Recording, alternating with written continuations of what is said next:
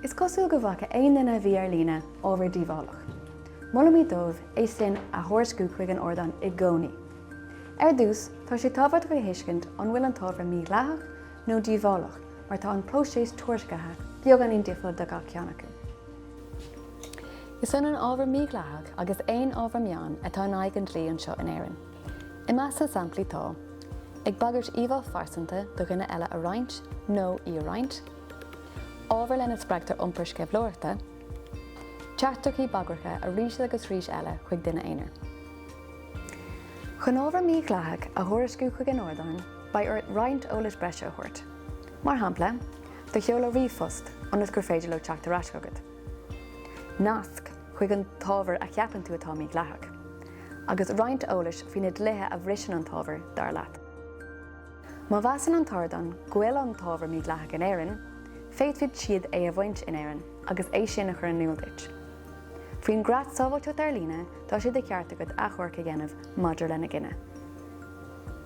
Déiteach sé a bheith deacair ábhar díobhálach a hanú, mar cé go bhfuil sé díobhálach fós, ní bhriseann sé an dlí. Ach, téann sé gcuine rialacha nó termíogus cníalacha or dá meán sóisialta. Sa cód sábháilte ar líne, san bhínítear ábhar díobhálach áirithe, agus cuireann sé an dúlgas ar ordáin iad sin a chríne ina dúirmí agus cníalacha. Cuireann gach ordáin a chud tuirmí agus cníalacha féin a bhain, agus ní bhíonn na rialacha mar an ggéine ar fud na ordáin agsúil uile.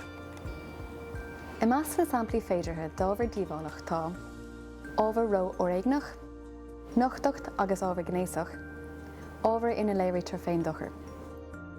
Má thuairisc cinn tú ábhar díobhálach den sort sin, beidir nach faighe tú aon cúisina gur bhain nó nar bhain an tuairdan an tábhar. Mar sin féin, má aontaíonn an tábhar le a thuairim go déann an tábhar gcuine a rialacha nó tuirmí agus cníalacha, féitead siad é a bhaint.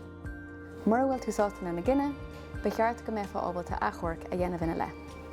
Bí a fearmach do trúracha úsáideacha bhí conas thuairisciú chuig ordáin ar Steve Grayson.